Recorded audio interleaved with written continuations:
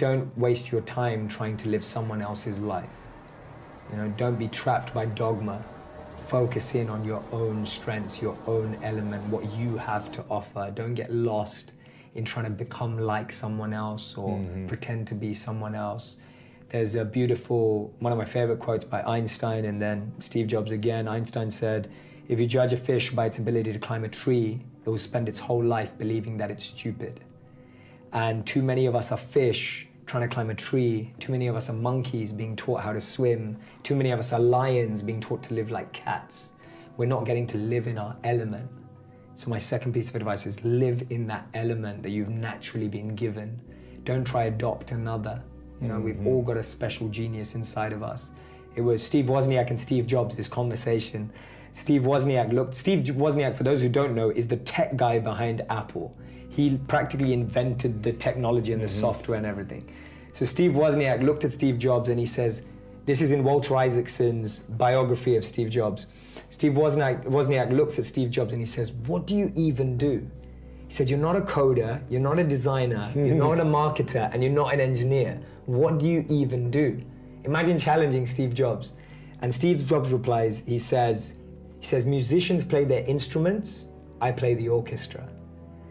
That is the most deep understanding of one's role in life and not getting lost in other people's identities and perceptions of you. Steve Jobs knew that he wasn't a marketer, he wasn't an engineer, he wasn't a coder, so he hired all of those.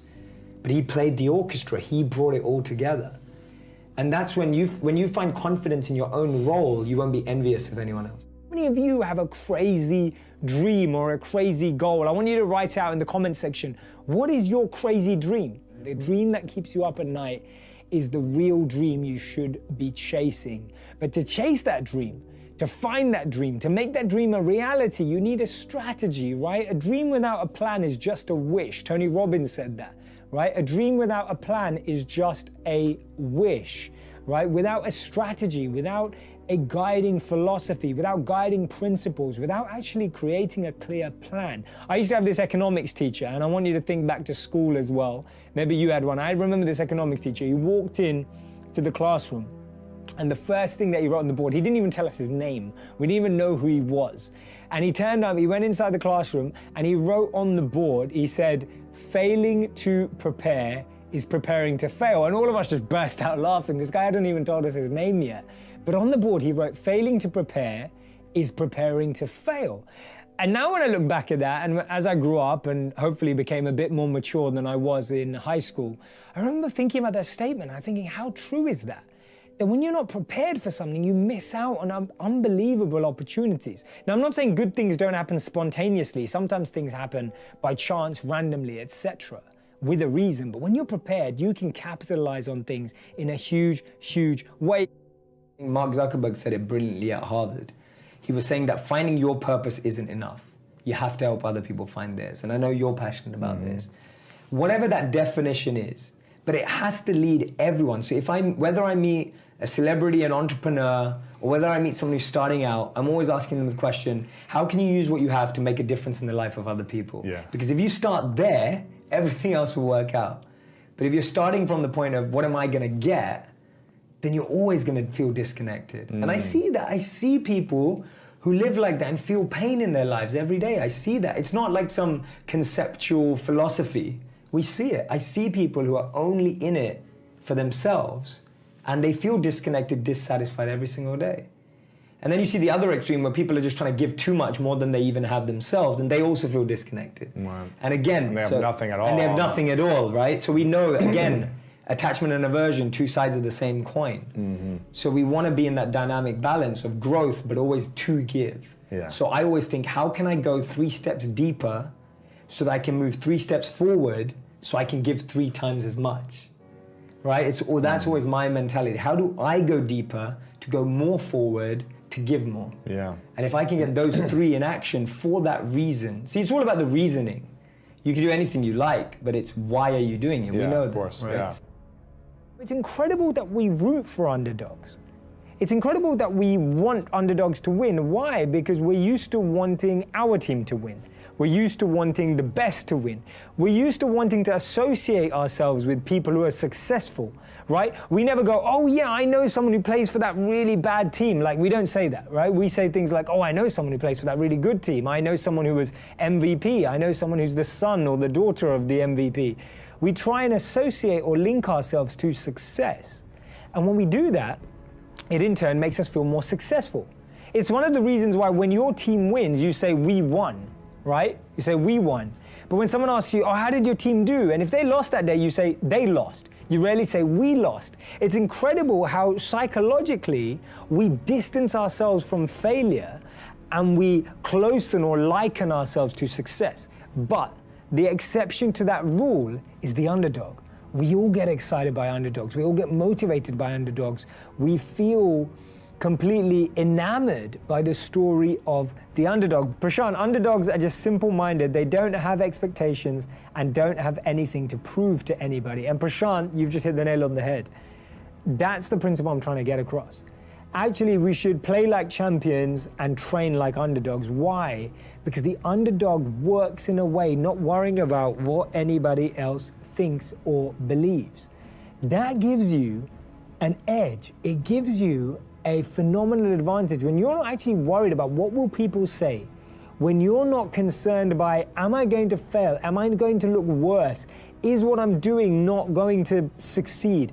As an underdog, you don't let those things cloud your mind. You can focus in on the task at hand. See, when we become successful, even as underdogs, if we've risen to success, the biggest enemy of that success, the biggest Achilles heel, the biggest thing that can trip us up is not reconnecting to that feeling of an underdog. So no matter how much success you've achieved, no matter where you are, always remind yourself the mindset of an underdog is the mindset that nurtures talent, that nurtures success, that harnesses your true potential.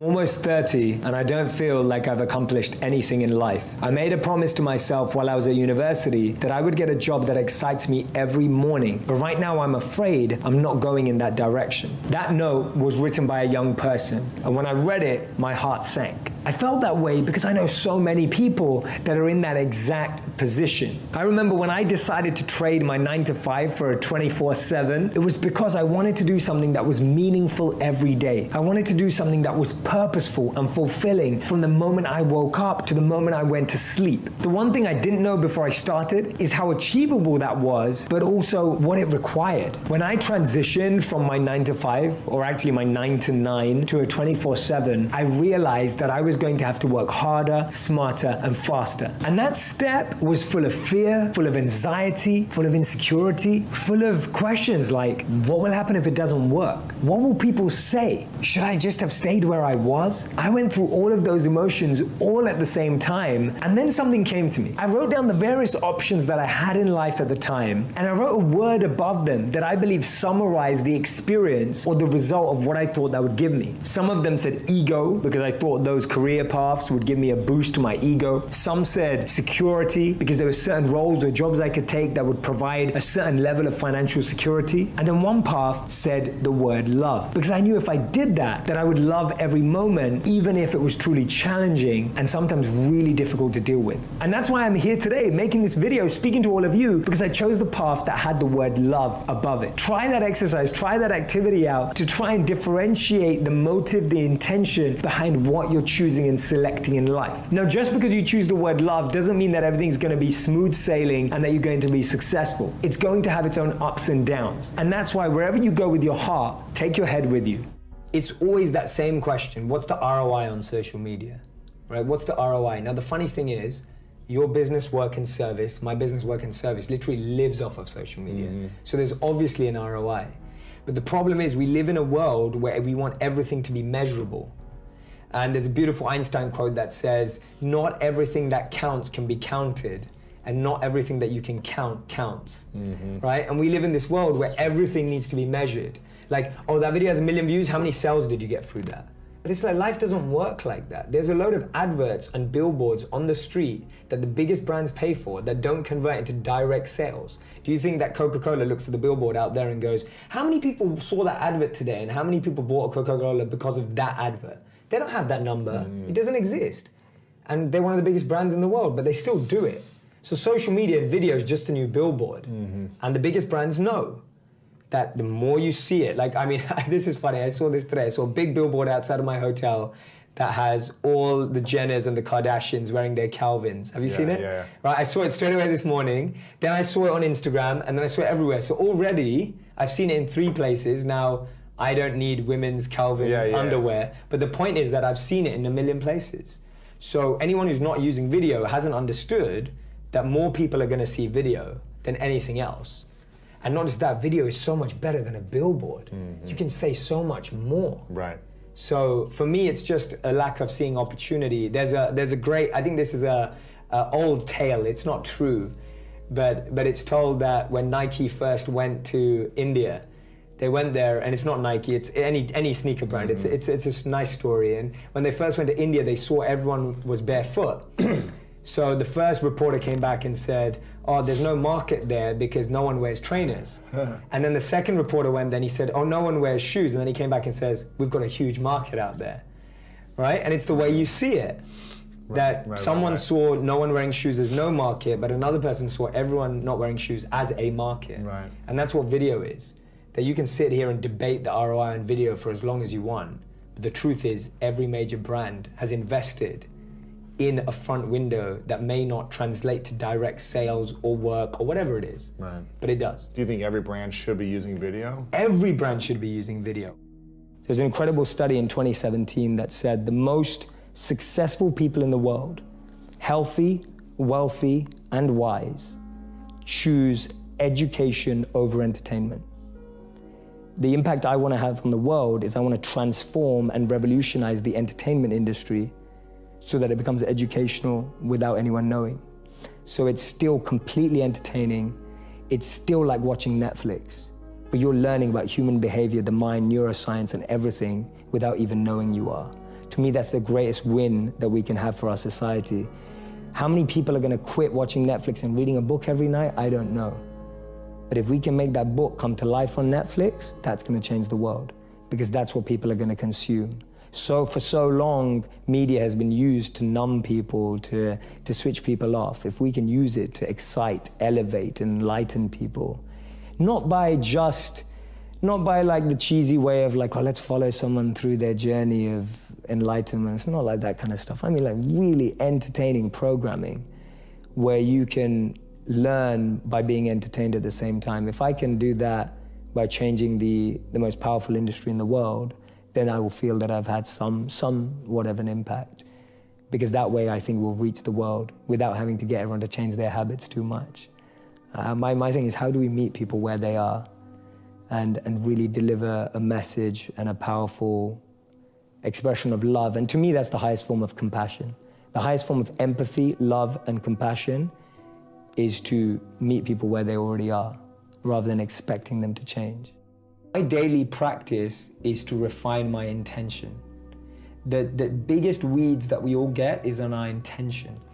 So when I say intention, I mean my current intention is to use everything I've been given, everything that I have, in the service of others. So I want to use the following that I have to help people. I want to use the money that I have to help people. I want to use the network that I have to help people. But every day, that intention, which is a beautiful little plant that's growing, gets weeds around it. No, do it for the money. I hear that voice, right? Do it for the fame. Just do it for the fame, do it for the followers, do it for this. All these weeds are like going around my real intention every day. Every day. That's a weed. A weed is the intention that you don't want. And the problem is, sometimes you've let it grow so much, the weed looks like the plant, right? The weed looks like your intention, and you start believing it's the same thing. So for me, my daily practice is going back in, reflecting on what is my voice right now in my head, what am I saying to myself, and I'm hearing, make that deal, it makes a lot of money, do this, do that, do this, more followers, fame, all that stuff, and I'm cutting it down. I'm cutting that weed every day. And you've got to do it every day, because the more you're surrounded by that energy, the more it's going to keep creeping in like a creeper weed. At 18, I was really fortunate when I met a monk, and this monk was invited to speak, and I kind of just went because one of my friends forced me to. At that time, I was listening to CEOs and entrepreneurs and business people and marketers who I thought that's what I was aspiring to be like, And then I hear this monk, and he captivated me like no one had ever captivated me before. It was like staring at the most beautiful woman on the planet. You know, I was completely fixated on him and his message. See, we live in echo chambers. We're just surrounded by the same thinking. How often do you bump into a monk? You know, it just doesn't happen. No one has a dinner party and goes, oh yeah, we just invited the monk, you know, from town, like the local monk. Like no one ever does that. And so we meet people who are just like us most of the time. And we talk about this in business all the time. If you want to be a billionaire, spend time with billionaires. If you want to be a millionaire, spend time with millionaires. If you want to be a tech startup, spend time with, you know, that's the common rhetoric that we hear all the time.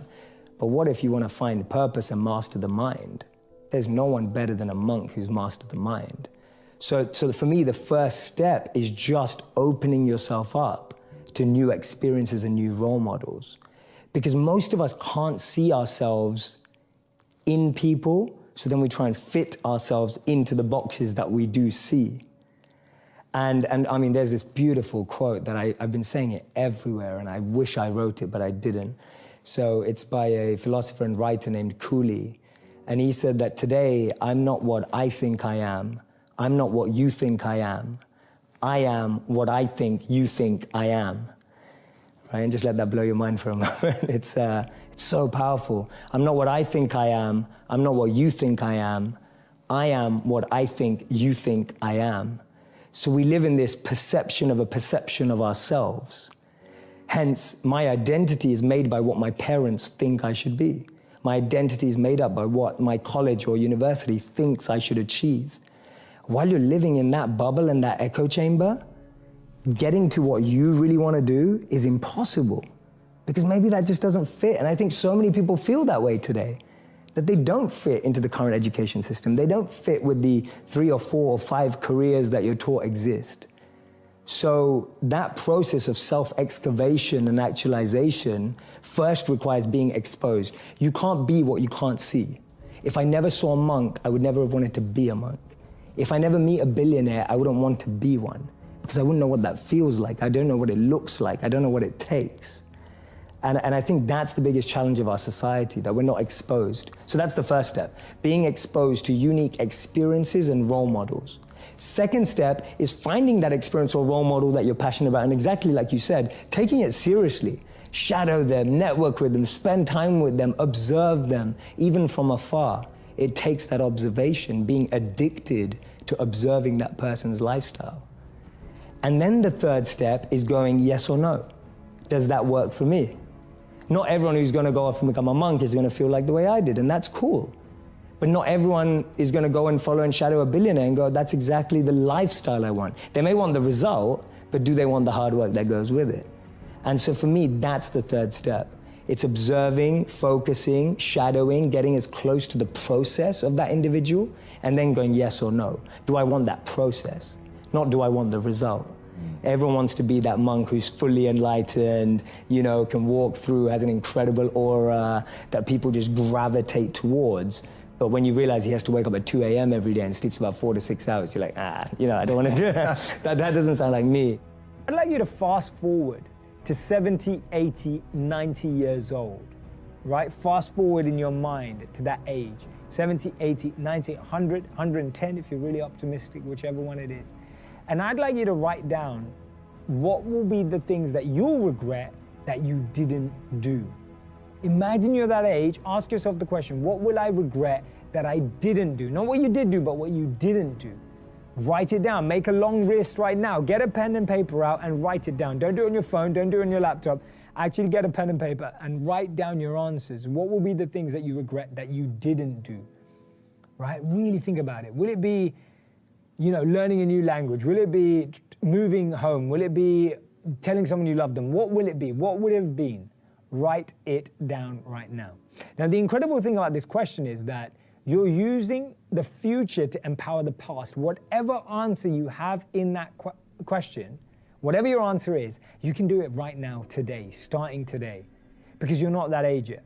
And even if you're 64 and you're tuning in 70, 80, 90, you're still there, right? It's still possible. You can start doing that right now. It's empowering the present with the future. There is nothing stopping you for making it happen right now. You don't have to feel that way when you're 70. You don't have to feel that way when you're 80. You never ever have to feel that way if you start doing it right now. And you can do it right now. Even if it feels impossible, you can start working on it right now. You can start trying right now. You can start making plans right now because you're not there yet. And this is where you start. This is where you start making it happen. It's all in the now. So for me, my 3 E's are element, environment, and energy. Everyone has an element that they thrive in. If you take someone out of it, their element, they won't be the same. A modern day example would be Michael Jordan. He was incredible at basketball. You took him out of basketball, put him into baseball, no one remembers his career. We're talking about one of the best athletes of all time. Your environment is the environment around you. You can take a fish out of water and give it a beautiful mansion and a Bentley and all the money in the world, but it would die. And that's what we are, like our environment. Everyone needs an environment which they thrive, which we have to craft. Your boss, if you're at work, is never gonna ask you, hey, what environment do you succeed in, right? Like, that never happens. So we have to create an environment where we thrive. And then finally, it's energy. Some of us love high energy environments, high pressure. Some of us succeed in low energy environments and low pressure. Figuring out your energy and the frequency on which you operate best will help you thrive as well. So for me, those are the 3 E's to really create a thriving environment. Know your element, know your environment, and know your energy. And so at all times, if I see anything going wrong, I'm going, is my element out of alignment? Is my environment out of alignment? Or is my energy out of alignment? And that's a great 3-question test you can do to yourself when you don't think things are going right. And all you have to do is bring that back into alignment. To remind yourself that it's okay to feel the way you feel when you're going through a difficult time. It's okay to feel weak. It's okay to want to cry. It's okay to feel overwhelmed. Just reminding yourself that it's okay. This is my #1 way of how to find strength in difficult times, is reminding yourself that the way you feel is okay. To honor that feeling, to accept that feeling, to actually be okay with that, what we see or what we perceive to be a weakness, or what we perceive to let us down, or what we perceive is a sign of, instability or insecurity. We've got to remind ourselves that when things are tough, it's okay to feel that way. There's nothing wrong with that. Any difficulty I go to, I look to moments in history where people have endured the same pain, if not more extreme, and analyze, absorb, and connect with how they got through it. I like to see what they were thinking. I like to see what they did. I like to see how they structured themselves. I like to look at how they organized. Like to look at who they were speaking to. I like to look at what was going through their mind at that time, because you've got to remember that any challenge we're facing today, we've faced it before as humanity, right? Beyond ethnicities, beyond color, race, creed, beyond backgrounds, beyond all walks of life. As human beings, we've been through challenges before and we've got through them. And therefore, reconnecting with how that's been done before is a beautiful way of learning how to overcome current challenges. So you can either look at your past, but real wisdom lies in looking at the past of people who made a difference. You look at people like Martin Luther King, you look at people like Gandhi, you look at people who made world-changing differences, not single-handedly, but influenced from a single perspective, from a single point of view, and really connecting with the powerful moments in history. I've said this quote many times, I've read it many times, and this quote actually is unbelievable. And the quote says that they thought they buried us, they didn't know we were seeds. Right? It's a Mexican proverb. They thought they buried us, they didn't know we were seeds. And I was thinking, when you tell yourself that story, you start thinking much more differently, right? A seed is buried too. It's incredible that the seed goes through the same process as anything else. It's put deep underground, right? All of this mud is put on top of it. It gets rained on, it gets snowed on, all these kind of things, but it knows that it's a seed. So it knows that it can grow, so that anything's possible. And it grows through, and you see even plants growing through concrete sometimes, right? It's unbelievable how much power a seed has. So changing the stories we tell ourselves, we can either look at challenging situations as opportunities for growth, as an opportunity to learn, as an opportunity to change, be the change, or we can look at them and really feel down. Now, that second part is okay. We can even feel like that, right? But we have to recognize it's not permanent. We've got to accept that none of our feelings are permanent. They don't need to be permanent. It's a choice. So if you need to vent, vent. I was saying to someone yesterday, if you need to vent, vent. If you need to rant, rant. If you need to complain, complain. If you need to share how you feel, do that. But recognize that those feelings are not permanent, and it will be amazing when we realize we are seeds, right? That is the most powerful way of finding strength. My simple model, which is the Dharma model. It also, Dharma means eternal duty in the Vedic tradition. It's very similar to what Ikigai is being spoken about today, which is a Japanese version of reason for being. Why do we live? Where is meaning coming from? And it talks about an intersect of 4 areas. What am I good at? What do I love? What does the world need? And how do I get paid for it? To me, those 4 help you unlock your passion. When you find the intersect across all of those 4, you're making your passion your purpose. You'll unlock your passion, you'll find your purpose. This is path 1, there's 2 paths. Path 1, I find my skill set and I engage it to help other people and become better at it. So I'm becoming better at what I'm good at and I'm using it to help other people because I'm aware of what I'm quite good at and I know what knowledge I have, what skills I have. I have some self-awareness. The other path that people often miss is actually I just start serving people. I just start helping people and I start to notice what I enjoy about that and what I'm good at helping people with. So that's Gandhi's part. Gandhi said that you find yourself when you lose yourself in the service of others. So for me, those are the 2 paths of how do I find my passion and finding the intersect between those 4 areas. One of the things that, when things don't work out, one of the things I've been telling myself and also thinking about a lot is, apart from the fact of learning, which we'll go into, is just that space of actually understanding that there may be a different route. See, we get so attached to having one route, one method, one way of working. We believe that there's only one pathway to where we want to be. There's this conveyor belt of things we have to do, whether it's, get a degree, find a partner, buy a house, play golf, whatever it is, like this conveyor belt of efficiency and productivity that we hear that becomes a part of our natural progression.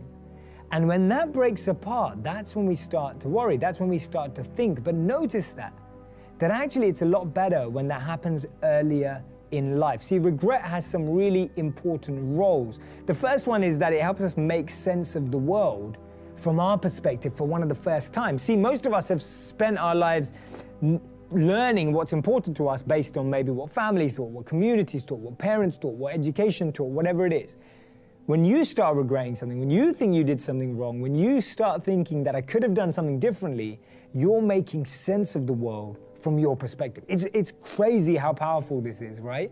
You're starting to make sense of the world from your perspective. The second thing is, it allows you to avoid future negative behavior. If you knew you regretted something, I guarantee you, write it down right now, right? If you regret something, write it down right now because it will teach you so much in the future. And you've got to write down the lesson you learned now. Otherwise, next time when you think you're making another tough decision, you're going to say to yourself, oh, what did I do last time? How did I not make myself regret that? And then you're going to be upset. You're going to regret that you didn't write it down. So write it down right now.